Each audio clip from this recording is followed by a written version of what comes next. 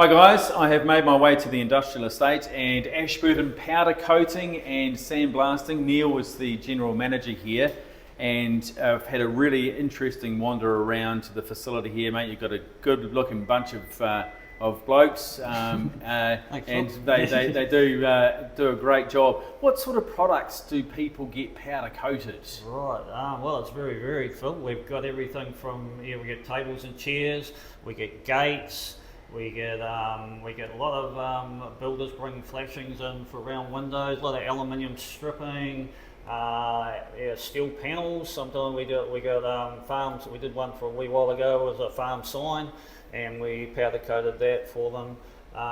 It's the sky's the limit really. We've anything metal that can stand 200 degrees, we can do. Brilliant. So there's no real thing we can't do in that area. Yeah. Nice. Like anything sort of in this sort of realm, preparation is very important. And we popped into the sandblasting booth, and I guess you assess products. That definitely needs a sandblast, and then the end product is so much better because of that. Yeah, that's right. You can't really powder coat unless you've got your preparation right. Pretty much the same as what would be painting. So anything that comes in steel, obviously it's going to have a little bit of rust on it, a bit of grease or whatever. So the beauty is we've got the sandblasting booth right beside us. Yep. So they can go straight in there, get sandblasted, and then it's ready to go.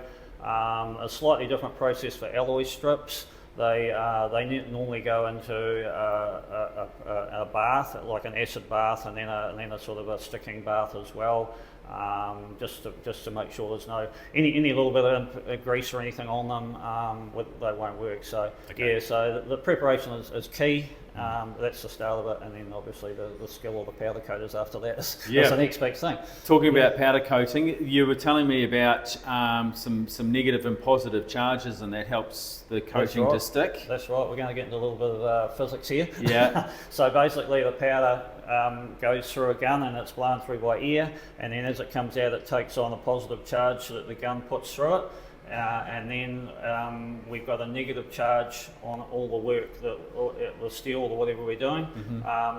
It's got a negative charge, and then the two attract. So basically, you can't just throw powder out; it'll just fall onto the floor. Yes. Obviously, you've got to have that positive and negative attraction. So that's how the powder coating process works. Doesn't need painting. You've obviously got to have some sort of a carrier with it, some liquid or something for it to stick on. But the beauty of powder coating is it's all done with electrics, basically, so you don't have a lot of that chemical required. I was just going to say, I didn't notice a big chemical spray in the workshop, and I would have thought that would have been prevalent. No, you don't get any of that. The smell's not. There's no smell there. There's only a tiny little bit when it goes into the oven, but it's virtually nothing. Right. So it's quite a clean green thing if you're into that sort of stuff. And, that's one of its advantages. Yeah. Very clean. So 200 degrees it's baked at. 200 degrees. Yeah, normally for 10 to 15 minutes, just depending on what the powder requires. And basically once that's done, the powder has all fused onto the mill, and then it's just got to be cooled down, and as soon as it's cool, someone can take it away. So you could have a product arrive and within sort of a couple of hours it could be leaving here? Oh yeah, well quite. Yeah, we do that.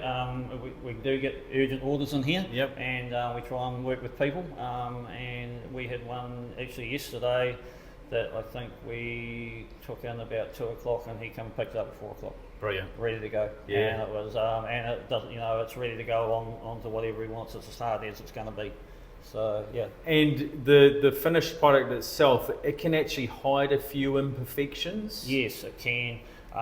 We do have what we call textured powders, which have got right up to a real big ripple or a real fine ripple, and if you put a really light coating on with powder coating, you can actually get almost a little orange peel effect, which some people like if there's imperfections in what they're doing. But we can also go up to a very shiny gloss like you'd have on a paint. So we've got gloss, matte, and a satin, and most of the colours as well. So why powder coat and not paint? Powder coating is very tough. You can get a good thick covering on. It's very corrosion resistant. Yeah, and it gives a really nice finish, and it's actually a very cost effective as well. You don't have all that masking and things that you would require with painting.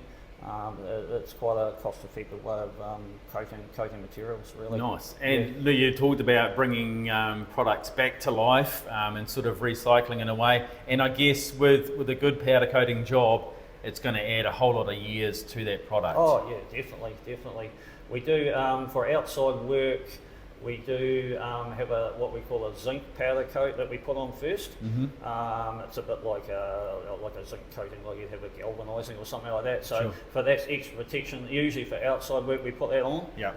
And then we put our powder over the top of that again, and that gives you a really corrosion-resistant finish, and it will last for years. Awesome. Really I understand you did a great deal for the Allenton Bowling Club recently as part of sort of their celebrations. Their gates now look top notch. Yeah, no, they're very happy. They've told me they're very happy, and anyone who wants to go, anyone in the bowling club will see them there.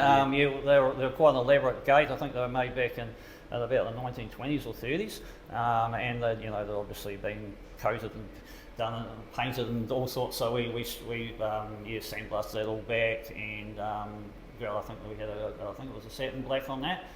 With galvanising, with the zinc coating, and I'm really pleased it's come up good, and anyone that drives past will be able to see it. Nice, and I know you did them a good deal as well as part of their celebration. So that sort of community thing's quite important to the team here. Oh, definitely. We got a small town here, and we like to do our bit for the community. We're only new. We only started out in August. But we certainly like to help the community out if we can. Right, and Luke and Natasha are the owners, and you're the general manager, but she's a real family run business. Luke's my son, so I got the SOS, he rang me up and said, Dad, you better come and give me a hand. It's a good family business. And, awesome. And you've got a good team here? We have got a very good team here. We've got the workshop manager, which is Sheldon. He's been here 22 years. Wow. So, and you just can't buy that experience. We've got another one of our powder coaters has been 20 years, and the other guy's been 7. And then we got the guy in the sandblasting booth, he's been here 3 or 4. He's probably the newest one of us. So you just can't buy that experience. No. And they do a great job out there. They've certainly seen most things. All right, mate. So how do people get in touch with Ashburton Powder Coating and Sandblasting? I dare say you've... We've got a website. One way of doing it.